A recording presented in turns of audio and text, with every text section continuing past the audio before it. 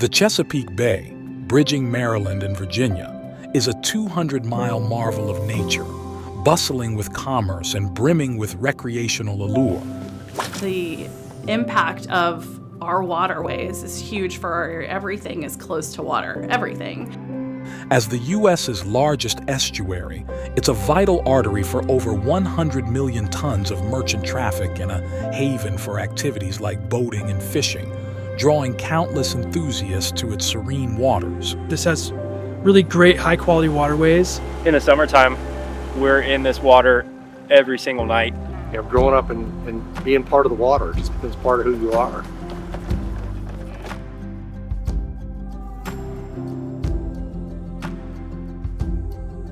This ecological gem, enriched by over 150 rivers and streams, forms a unique ecosystem where fresh water blends with the Atlantic's saltwater.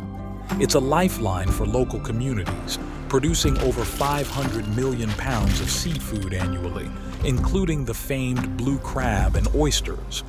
However, something dark looms in the waterways, threatening the way of life of many residents in the surrounding communities.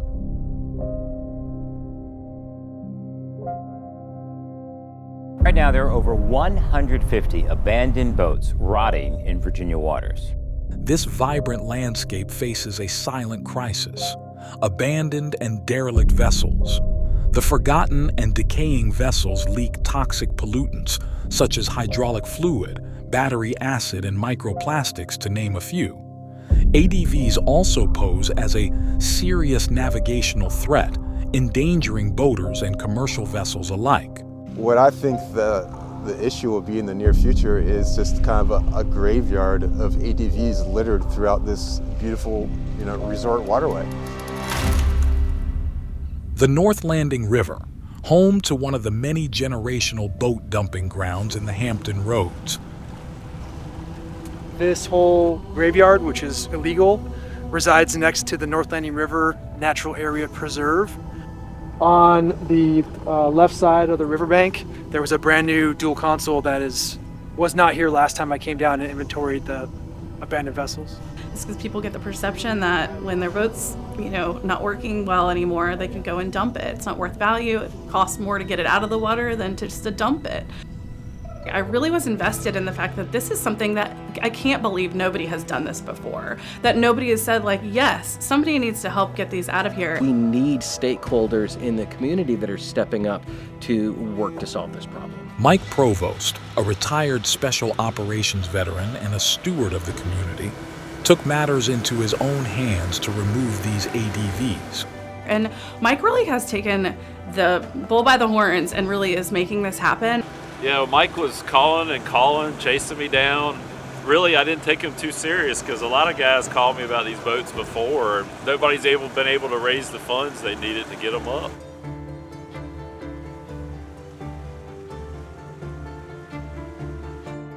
Walking the trails at First Landing State Park and looking out and seeing an abandoned vessel sitting in the middle of Broad Bay, it's just not a good impression of our area. So once that happened, I got very motivated and very determined to get this thing removed. So at that point, I called over 30 different offices. I spoke to over 100 different people in all the different city, state, federal, nonprofit. Anybody that would listen, I talked to. And I quickly found out that no one was able to do anything about this vessel. My children candidly asked me, hey, who's going to take care of that boat? Who's going to remove it? And I said that I would. And through that, discovered this larger network of an issue. Plastic, metal, nets, rigging, and more.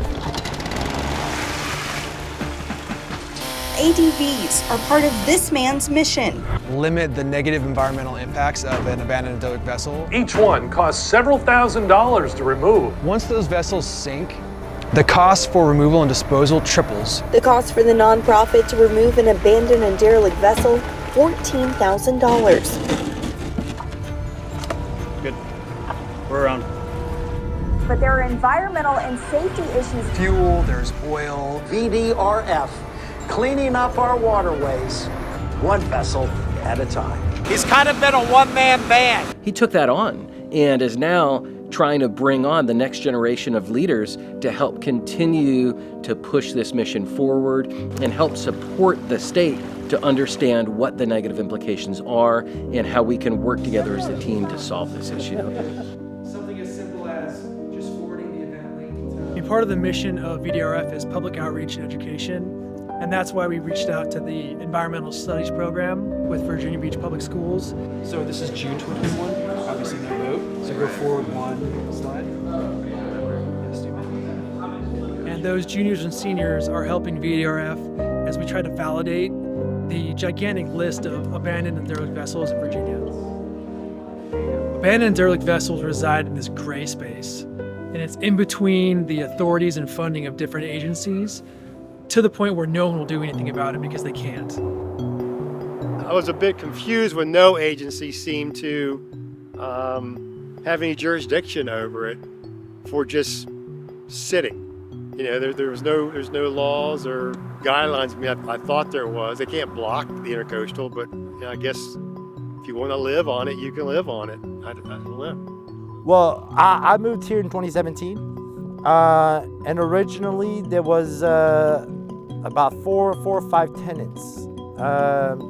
Really, what the boats that are sunk are the ones that lack maintenance, and that the people that usually they have people that live on it, but they're downtrodden people. They're going through something, or they have went through something, and they crash landed here.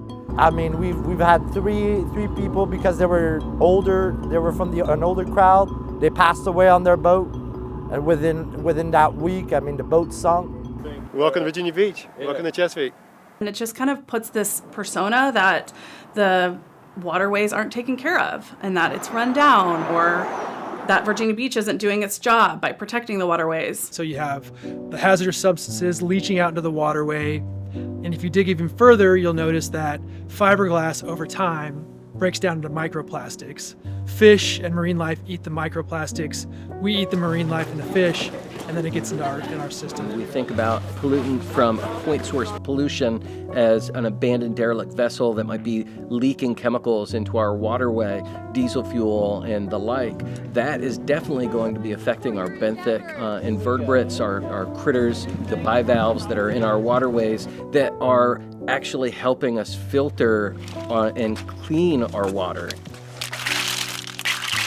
A slight change in salt, a slight change in temperature, pH can kill them. So I don't have any statistics on what gas or oil or diesel will do to them, but I don't imagine it's very good.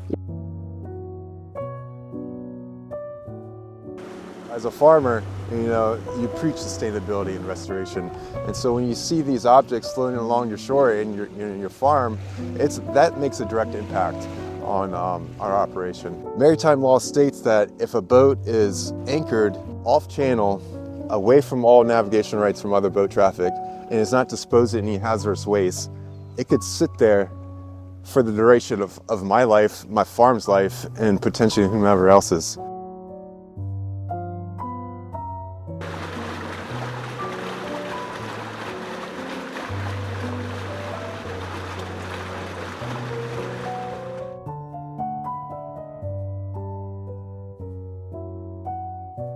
This zooplankton net has a micron mesh size that will let water flow through, but will catch all the microinvertebrates here. We'll be able to then have this be in the water for a little while, collect our samples, go back up and look at this under the microscope. While we're doing this, we're going to use our Hydrolab sonde to get a profile of what the water quality is. We want to understand what the threshold is for the base of that marine food web, which is pretty darn important when you think about phytoplankton and zooplankton. That's the very base, the heart of what everything else feeds off of in our bay. Mike has been an example of how do you maybe not know the full extent of a problem, but jump headlong in and learn as you go.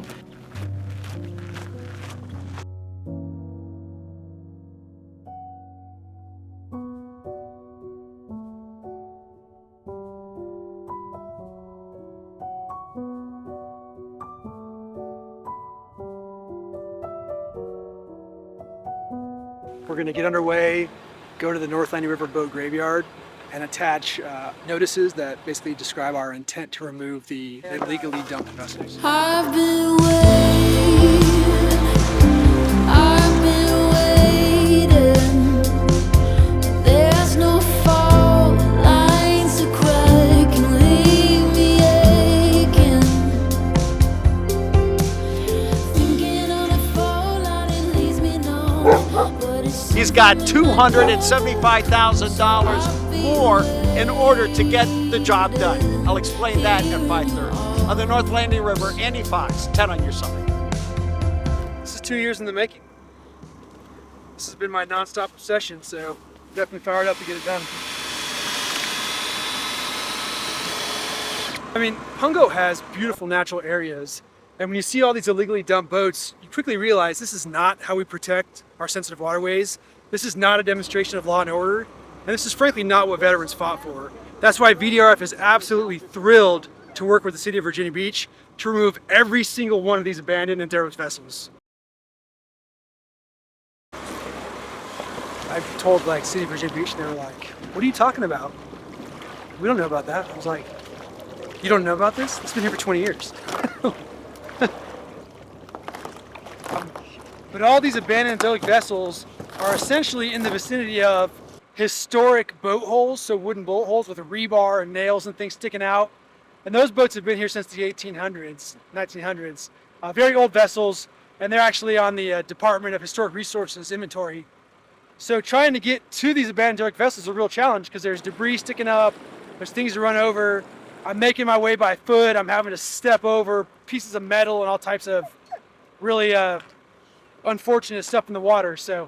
But we're getting it done. This is the last one we have to do.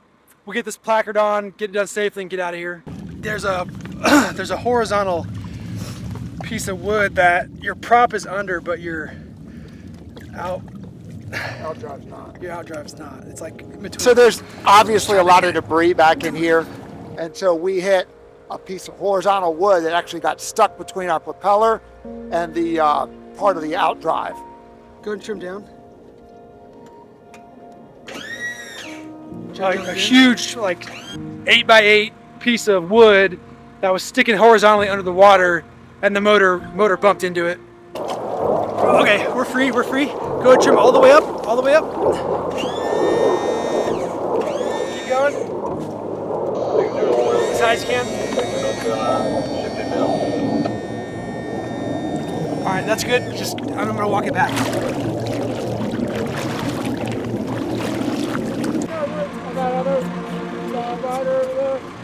Yeah, we got a full one over there. Honestly, man, I don't know if I want to risk going out to that one. I really don't know if I want to risk going out to that one because there's so much debris.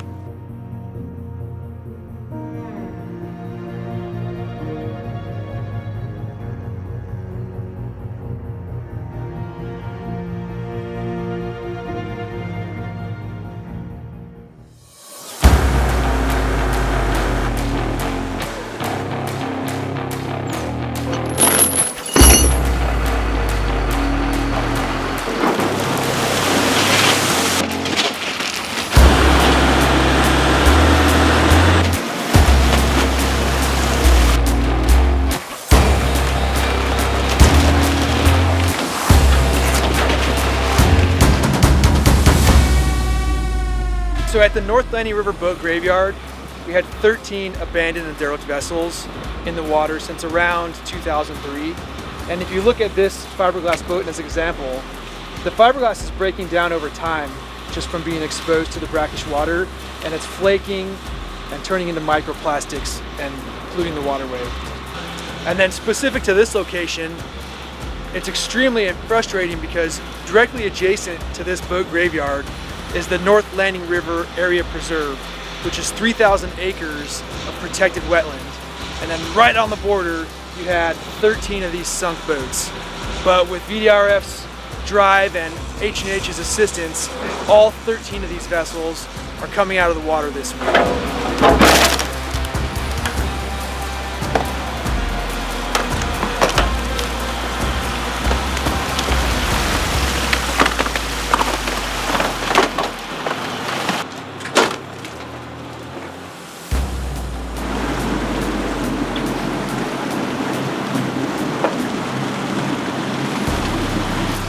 So I first learned about the North Landing River Boat Graveyard in February of 2022. And I remember being completely shocked that nobody was taking action to correct this location.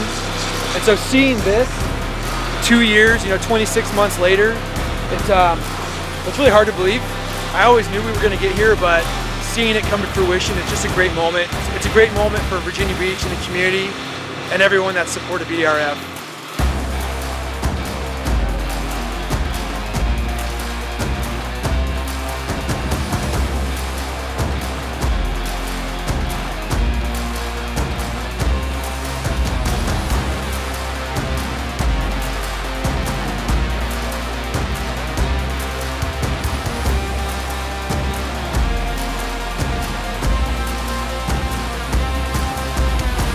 My goal is to remove every abandoned and derelict vessel that we have within our waterways.